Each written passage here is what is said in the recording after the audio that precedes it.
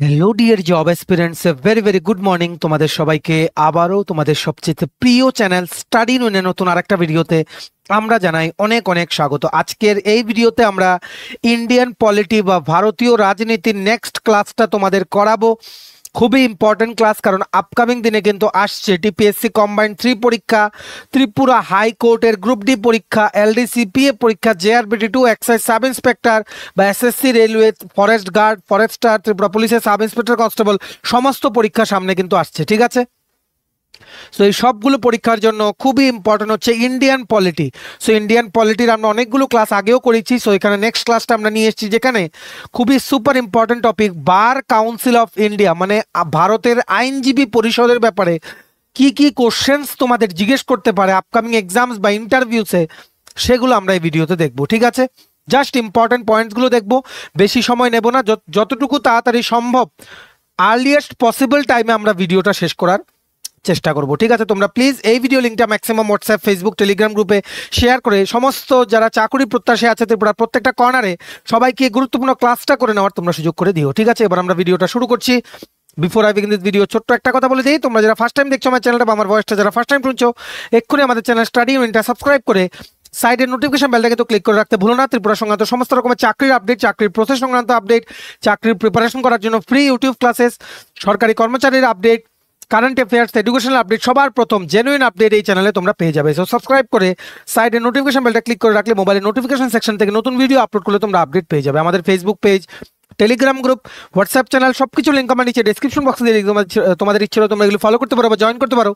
ওখানে আমরা সমস্ত আপডেট জানালে আমরা শেয়ার করে থাকি। ঠিক আছে, আচ্ছা শুরু করার আগে অল্প একটু সময় নেব। তোমাদের আপকামিং সমস্ত কম্পিটিটিভ এক্সাম যেমন TPSC combined selection inspector, revenue inspector, youth organiser, excise sub inspector, Tripura হাইকোর্টের group D, LDC, PA, youth affairs and sports ডিপার্টমেন্টের junior physical instructor recruitment, SSC GD, CHSL, stenographer, RRB, NTPC, RRB group D, জেআরবিটি2, RPF constable, tehsildar, forest guard, Tripura police sub inspector constable সমস্ত upcoming সরকারি চাকরির লিখিত পরীক্ষা বা ইন্টারভিউর জন্য তোমরা পেয়ে যাবে আমাদের কাছে ফুল সিলেবাস, কমপ্লিট নোটস, যেগুলো বলে তোমাদের পরীক্ষায় অবশ্যই ভালো ফলাফল তোমরা কিন্তু করতে পারবে। এগুলো হচ্ছে আমাদের নোটসের ডেমো। এই নোটসগুলো পেতে তোমরা আমাদের এক্ষুনি কল বা হোয়াটসঅ্যাপের মাধ্যমে যোগাযোগ করে নিতে পারো। আমাদের কন্ট্যাক্ট নাম্বার হচ্ছে 6033157164। আমাদের কন্ট্যাক্ট নাম্বারটা প্রত্যেকটা স্লাইডের উপরে দেওয়া আছে ফর ইওর কনভিনিয়েন্স। এবার আমরা শুরু করছি। তোমরা খাতা কলম নিয়ে বসো, মোবাইল বা ল্যাপটপ যেটা দিয়ে দেখছো ফুল স্ক্রিন করে রোটেট করে নাও। আর মনে রাখবে ভলিউম বাড়িয়ে শুনবে, এখানে লেখা থাকবে কম, আমরা বলবো বেশি, শুনে শুনে খাতায় লিখে রাখবে যাতে রিভিশন দিতে তোমাদের সুবিধা হয়। ঠিক আছে, আজকের টপিকটা হচ্ছে বার কাউন্সিল অফ ইন্ডিয়া।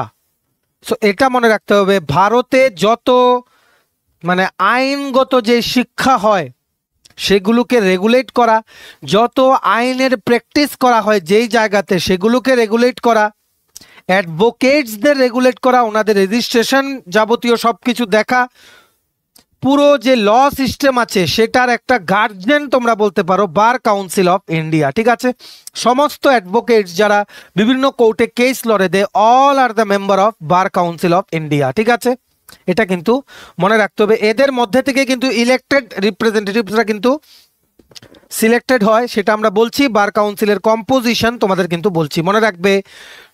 সমস্ত যারা মানে কি বলবো, একজন অ্যাডভোকেট কাকে বলে, বেসিক্যালি অ্যাডভোকেট বলে সেই সমস্ত লয়ার্সদেরকে যারা নাকি কোনো ক্লায়েন্টকে কোর্টে রিপ্রেজেন্ট করতে পারে আর ওদের হয়ে কোর্টে কোনো কেসে আর্গুমেন্ট করতে পারে। ঠিক আছে, স্পেসিফিক্যালি ওদের কিন্তু বারের এক্সাম পাস করতে হয়, প্লাস বার কাউন্সিলে ওদের কিন্তু এনরোল করা থাকতে হয় to be called as an advocate in India. ঠিক আছে, যেমন বার কাউন্সিল অফ ইন্ডিয়া আছে তেমনি স্টেট বার কাউন্সিলও আছে। ত্রিপুরাতেও স্টেট বার কাউন্সিল আছে, যেটা which is itself in the premises of the Tripura high court, লিচু বাগান।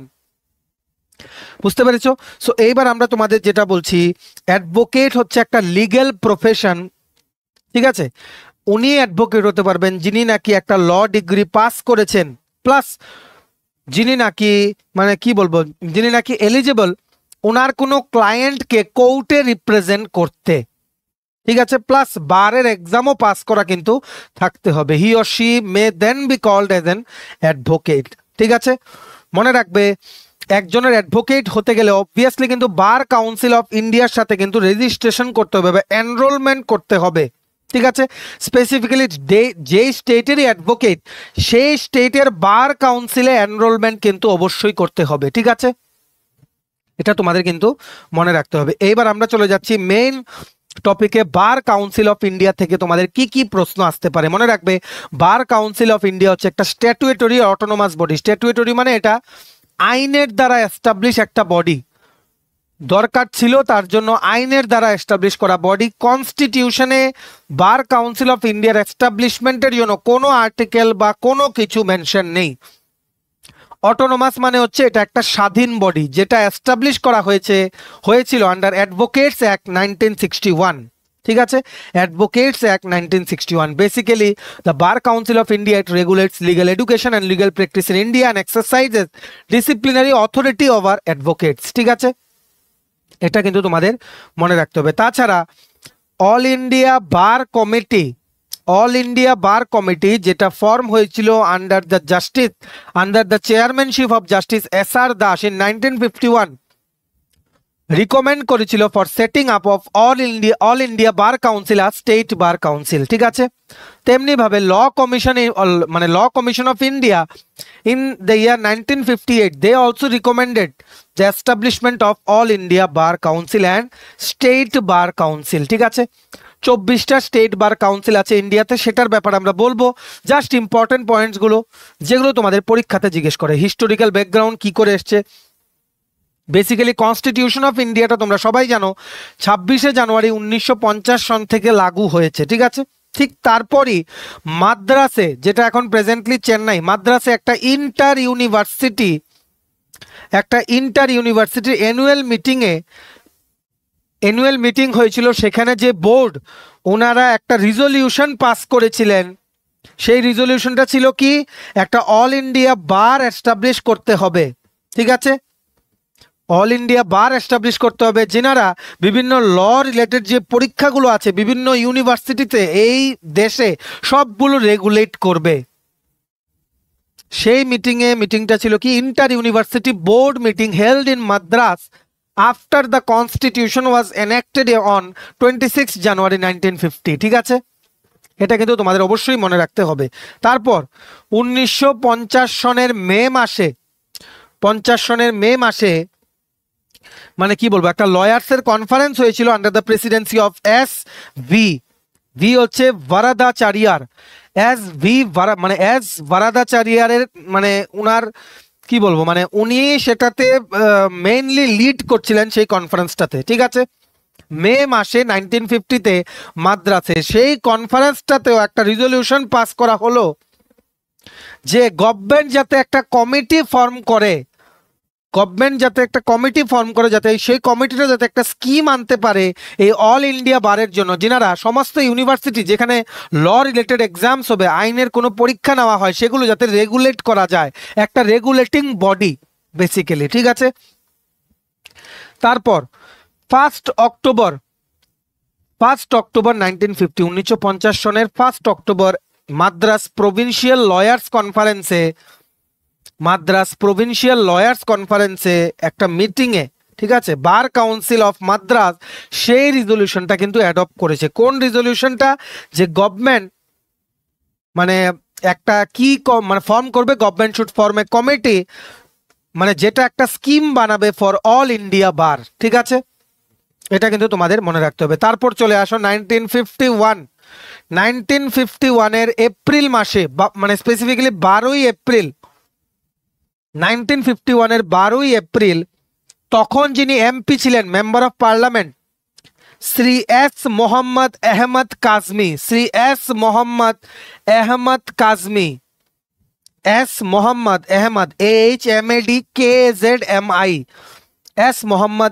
কাজমি, যিনি ছিলেন মেম্বার অফ পার্লামেন্ট, উনি একটা বিল ইন্ট্রোডিউস করলেন পার্লামেন্টে, যেটা তখনের যে এক্সিস্টিং ইন্ডিয়া বার কাউন্সিলস অ্যাক্ট ছিল সেটাকে অ্যামেন্ডমেন্ট করার। ইন্ডিয়া বার কাউন্সিল অ্যাক্ট যেটা ছিল তখন, সেটাকে অ্যামেন্ডমেন্ট করার জন্য উনি একটা বিল পেশ করলেন পার্লামেন্টে ইন দ্য ইয়ার 1951। ঠিক আছে, এটা কিন্তু মনে রাখতে হবে। তারপর অগাস্ট মাসে 1951 সনের অগাস্ট মাসে ল মিনিস্টার, তখন যিনি ল মিনিস্টার ছিলেন, উনি অ্যানাউন্স করলেন যে গভর্নমেন্ট জিনিসটা নিয়ে ভাবছে বা গভর্নমেন্ট সিদ্ধান্ত নিচ্ছে, একটা কমিটি করা হবে মানে এনকোয়ারি করার জন্য এই অল ইন্ডিয়া বার বা ল রিলেটেড যা যা সমস্যা আছে সেগুলোর সলিউশন আনার জন্য। ঠিক আছে, তোমরা কিন্তু কপিতে বাংলাতেও লিখে রাখতে পারো বা তোমরা ইংলিশ মিডিয়াম থেকে হয়ে থাকলে ইংলিশেও লিখে রাখতে পারো। ঠিক আছে, তারপর নেক্সট অল ইন্ডিয়া, কি বলেছি, নেক্সট হচ্ছে অল ইন্ডিয়া বার কমিটি। অল ইন্ডিয়া বার কমিটি ফর্ম করা হলো, which was headed by honourable S R. Das. উনি ছিলেন জাজ of Supreme Court of India. S R. Das ছিলেন জাজ of Supreme Court of India. উনি ছিলেন হেড। ঠিক আছে, উনি ছিলেন চেয়ারম্যান বলতে পারো তোমরা। ওনার চেয়ারম্যানশিপেই বা উনি যখন ওনাকেই হেড বানানো হয়েছিল of all India bar committee, যেটা 1951-এ তোমার কনস্টিটিউট করা হয়েছিল। ঠিক আছে, তারপর এই অল ইন্ডিয়া বার কমিটিটা 1953-তে 1953 সনে ওনাদের রিপোর্ট সাবমিট করলো। ঠিক আছে, এই রিপোর্টে এই অল ইন্ডিয়া বার কমিটি বলল যে প্রত্যেকটা স্টেটে একটা বার কাউন্সিল হতে হবে, plus all India bar council থাকতে হবে ন্যাশনাল লেভেলে। কোন কমিটিটা? All India bar committee, which was constituted and it was headed by honorable S.R. Das, who was the judge of Supreme Court. সেই কমিটিটা ওনার রিপোর্ট সাবমিট করলো in the ইয়ার 1953। সেই রিপোর্টে বলা হলো 30th মার্চ 1953-তে রিপোর্টে বলা হলো, ওনারা প্রপোজ করলেন রিপোর্টে যে স্টেট বার কাউন্সিলও হতে হবে প্রত্যেকটা স্টেটে, বা অল ইন্ডিয়া বার কাউন্সিল হতে হবে ন্যাশনাল লেভেলে। ঠিক আছে, এগুলো কিন্তু স্টেপ বাই স্টেপ আমরা বলছি কি করে বার কাউন্সিল অফ ইন্ডিয়া এলো। ঠিক আছে, এটা মনে রাখতে হবে যে অল ইন্ডিয়া বার কাউন্সিল থাকবে, মানে বার কাউন্সিল অফ ইন্ডিয়া যেটার এখন নাম, সেটা কিন্তু বেসিক্যালি কি, মানে ওনার রিপোর্টে বলা হয়েছিল this will be the apex body, main body, যেটা নাকি ইম্পর্টেন্ট রোল প্লে করবে for regulating the legal profession and legal education in India. ঠিক আছে, পুরো আইনের যে সিস্টেমটা আছে রিগার্ডিং লিগ্যাল প্রফেশন, যারা প্র্যাকটিস করে বা আইন নিয়ে যারা পড়াশোনা করে, সমস্ত জিনিসটা রেগুলেট করবে বার কাউন্সিল অফ ইন্ডিয়া। ঠিক আছে, এই কমিটির নাম কি? All India bar Committee, whose head was honourable S R. Das, জাজ সুপ্রিম কোর্ট। সেই কমিটিটার রিকমেন্ডেশনে একটা কম্প্রিহেন্সিভ মানে ডিটেইলড লেখা পুরো একটা বিল সাবমিট করা হলো পার্লামেন্টে ইন দ্য ইয়ার 1961। ঠিক আছে, সেটার কারণে অ্যাডভোকেটস অ্যাক্ট 1961 চলে এলো ইন্ডিয়াতে। ঠিক আছে, এইবার এই অ্যাক্টের আন্ডারেই in the year 1961 bar council of India was form. তারপর আস্তে আস্তে প্রত্যেকটা স্টেটে স্টেট বার কাউন্সিল ফরমেশন শুরু হলো। ঠিক আছে, ল কমিশন অফ ইন্ডিয়াও ইন দ্য ইয়ার 1958 রিকমেন্ডেশন ওনারা করেছিলেন for establishment of all India bar council. ঠিক আছে, সবকিছু কিন্তু একদম মানে কি বলবো, মানে স্টোরির মতো মনে রাখতে হবে। এইবার তোমরা মনে রাখবে এই Bar council of India it works under the Ministry of Law and Justice, basically Ministry of Social Justice. ঠিক আছে, এই বার কাউন্সিল অফ ইন্ডিয়াতে ইলেক্টেড মেম্বার্স থাকেন, মানে মেম্বারসদের মধ্যে থেকে মানে ভোটিং এর মাধ্যমে সিলেক্ট করা মেম্বার্স থাকেন, প্লাস দুইজন থাকে x officio members. X officio মানে অন্য কোনো জায়গায় কোনো রেসপেক্টেবল পজিশনে ওনারা আছেন, সেই পোস্টে আছেন দেখে ওনারা বাই ডিফল্ট এখানের মেম্বার হয়েছেন। এটাই হচ্ছে এক্স অফিসিও কথাটার meaning. Ex officio members of bar council of India আর Attorney General and Solicitor General. ঠিক আছে, এটা কিন্তু মনে রাখতে হবে। মনে রাখবে মানে বার কাউন্সিলের যিনি চেয়ারম্যান আর মানে যিনি ভাইস চেয়ারম্যান থাকেন ওনাদেরকে কিন্তু মেম্বার্সদের মধ্যে থেকে কিন্তু সিলেক্ট করা হয় for a period of 2 years, 2 বছরের জন্য কিন্তু সিলেক্ট করা হয়। সবকিছু কিন্তু এইভাবেই মনে রাখতে হবে। ঠিক আছে, এটা মনে রাখতে হবে বার কাউন্সিল অফ ইন্ডিয়াতে ইলেক্টেড মেম্বার্সরা, এই যে বার কাউন্সিল অফ ইন্ডিয়াতে যারা যারা ইলেক্টেড মেম্বার্স হয়, এই মেম্বার্সরা কিন্তু প্রত্যেকটা স্টেটের বার কাউন্সিল থেকে কিন্তু সিলেক্ট হয়ে আসে 5 বছরের জন্য। প্রত্যেকটা স্টেটের বার কাউন্সিল থেকে সিলেক্টেড হওয়া মেম্বার্সরা বার কাউন্সিল অফ ইন্ডিয়ার মেম্বার্স হন, ইলেক্টেড মেম্বার্স হন for a period of 5 years. অথচ বার কাউন্সিল অফ ইন্ডিয়ার যিনি ভাইস চেয়ারম্যান প্লাস চেয়ারম্যান থাকেন ওনারা সিলেক্ট হন for a period of 2 years. এটা কিন্তু ডিফারেন্সগুলো কিন্তু মনে রাখতে হবে। ঠিক আছে, প্রত্যেকটা স্টেট বার কাউন্সিল থেকে একজন মেম্বার সিলেক্ট হয়। চেয়ারম্যান আর ভাইস চেয়ারম্যানের টেনিউর হচ্ছে 2 years, they are selected from the members. আর মনে রাখবে বিভিন্ন কমিটিস আছে, ঠিক আছে, বিভিন্ন কমিটিস আছে এই বার কাউন্সিল অফ ইন্ডিয়ার আন্ডারে, যেমন disciplinary committee, legal aid committee, executive committee, legal education committee, ঠিক আছে। এই কমিটিগুলো কি করে, বিভিন্ন রিকমেন্ডেশন দেয় এই বার কাউন্সিল অফ ইন্ডিয়াতে, ঠিক আছে, এটা তোমাদের মনে রাখতে হবে। তার মধ্যে এই যে লিগ্যাল এডুকেশন কমিটি আর ডিসিপ্লিনারি কমিটি, সেটা আইনের দ্বারা পাস করা কমিটি, মানে স্ট্যাটুয়েটরি কমিটি, স্ট্যাটুয়েটরি কমিটি। আর legal aid committee, executive committee, they are not statutory committees. Bar council of ইন্ডিয়ার যে কমিটি আছে, যিনারা রিকমেন্ডেশন দেয় ওনাদেরকে বিভিন্ন ম্যাটারে, তার মধ্যে ডিসিপ্লিনারি কমিটি আর লিগ্যাল এডুকেশন কমিটি যেটা আছে, দে আর স্ট্যাটুয়েটরি কমিটিস, ঠিক আছে। এই ডিসিপ্লিনারি কমিটি যেটা, it was formed under the section 9 of the advocates act, section 9 of advocates act 1961, ঠিক আছে। এটা কিন্তু মনে রাখতে হবে। এই ডিসিপ্লিনারি কমিটিতে টোটাল 3 জন মেম্বার্স থাকে। এই কমিটিটা খুবই ইম্পর্টেন্ট রোল একটা প্লে করে, কি করে অ্যাডভোকেটরা প্রফেশনাল কন্ডাক্ট ওনারা ঠিক রাখবেন, আর বিভিন্ন এটিকুয়েটস মানে কি কি রুলস আছে যেগুলো ওনারা মেনটেন করবেন যখন ওনারা আইন প্র্যাকটিস করবেন, বেসিক্যালি এটাই, ঠিক আছে। তেমনি ভাবে লিগ্যাল এডুকেশন কমিটির মধ্যে থাকে 10 জন মেম্বার, 5 জন মেম্বার থাকে বার কাউন্সিল অফ ইন্ডিয়া থেকে, ঠিক আছে। আর 5 জন মেম্বার, মানে 10 জন মেম্বারের মধ্যে লিগ্যাল এডুকেশন কমিটির 10 জন মেম্বারের মধ্যে 5 জন থাকেন from the bar council of India, আর বাকি 5 জন থাকেন বার কাউন্সিল অফ ইন্ডিয়ার বাইরে থেকে, সেই সমস্ত যেমন ল মিনিস্ট্রি, ইউজিসি, বিভিন্ন জুডিশিয়ারি এক্সপার্টসরা, একাডেমিশিয়ানসরা, ওনারা কিন্তু মানে মেম্বার হন এই লিগ্যাল এডুকেশন কমিটি। টোটাল 10টা মেম্বার। আর ডিসিপ্লিনারি কমিটিতে কি বলেছিলাম, টোটাল 3টে মেম্বার। তোমাদের কিন্তু এভাবে কিন্তু মনে রাখতে হবে, ঠিক আছে।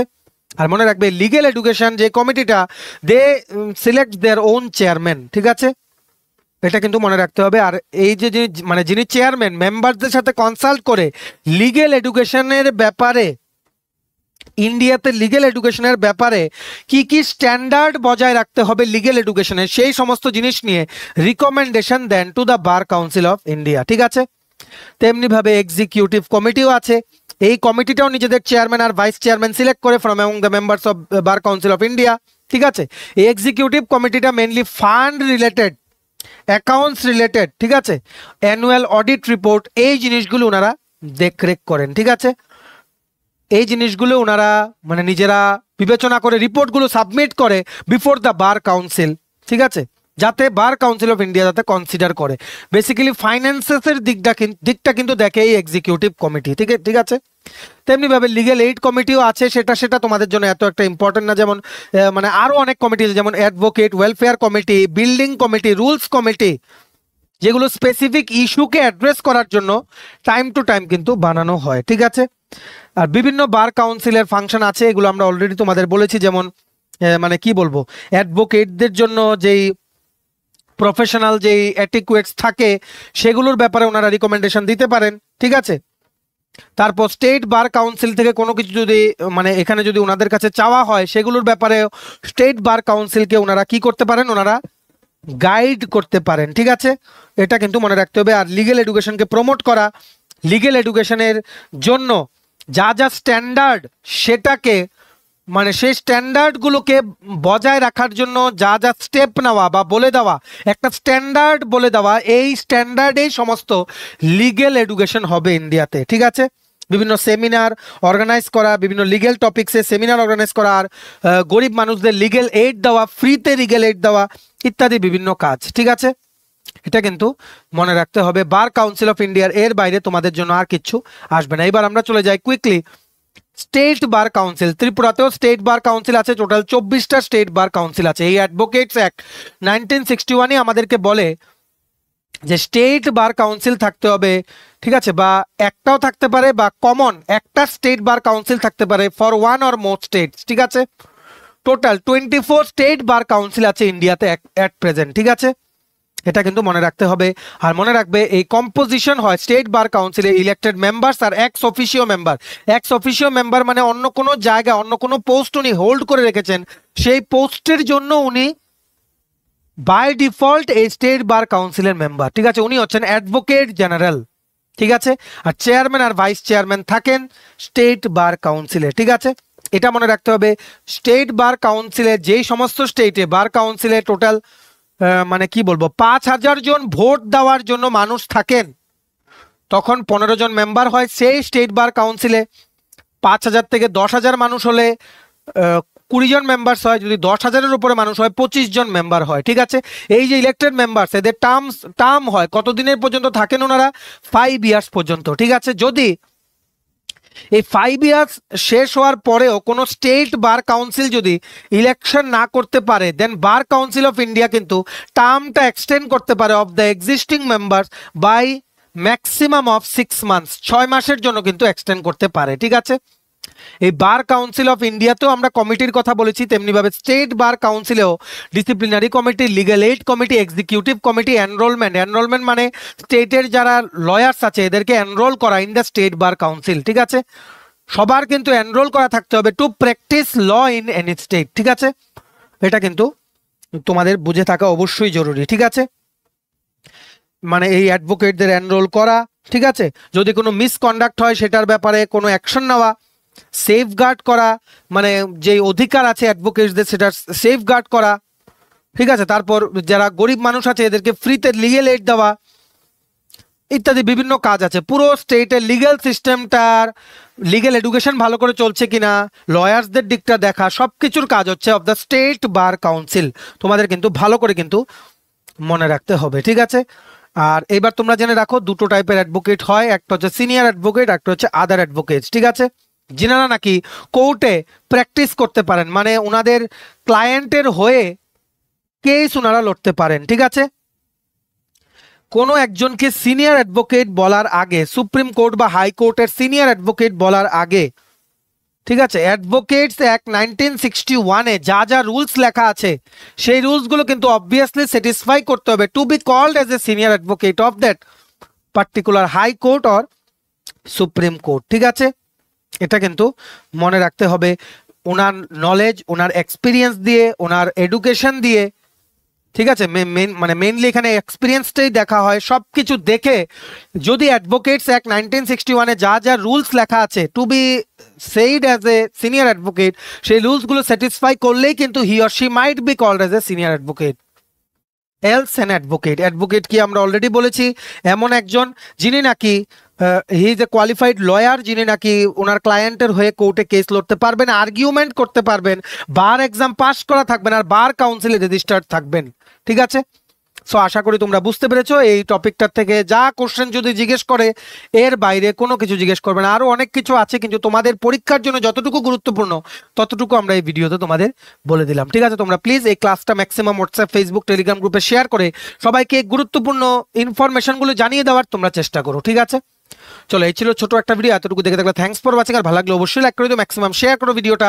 ত্রিপুরার প্রত্যেকটা কর্নারে যতজন চাকরির জন্য প্রিপারেশন নিচ্ছে সবার কাছে যাতে ভিডিওটা পৌঁছে যায়। সমস্ত আপকামিং সরকারি চাকরির লিখিত পরীক্ষা বা ইন্টারভিউর প্রিমিয়াম কোয়ালিটি নোটস পেতে তোমরা আমাদের এক্ষুনি কল বা হোয়াটসঅ্যাপের মাধ্যমে যোগাযোগ করে নিতে পারো। আমাদের কন্ট্যাক্ট নাম্বার হচ্ছে 6033157164। আমাদের চ্যানেলটা অবশ্যই সাবস্ক্রাইব করে দিও। ত্রিপুরা সংক্রান্ত সমস্ত রকমের চাকরির আপডেট, চাকরির প্রসেসের আপডেট, চাকরির প্রিপারেশন করার জন্য free YouTube classes, latest news, current affairs, educational update, সরকারি কর্মচারী আপডেট, সবকিছু সবার প্রথম তোমরা জেনুইন আপডেট এই চ্যানেলে পেয়ে যাবে। ঠিক আছে, আর অবশ্যই নোটিফিকেশন বেলটা ক্লিক করে রাখবে, নতুন কোনো ভিডিও আপলোড করে নোটিফিকেশন সেকশন থেকে তোমরা আপডেটটা পেয়ে যাবে। ঠিক আছে, চলো সবাই ভালো থাকবে, take care and bye by.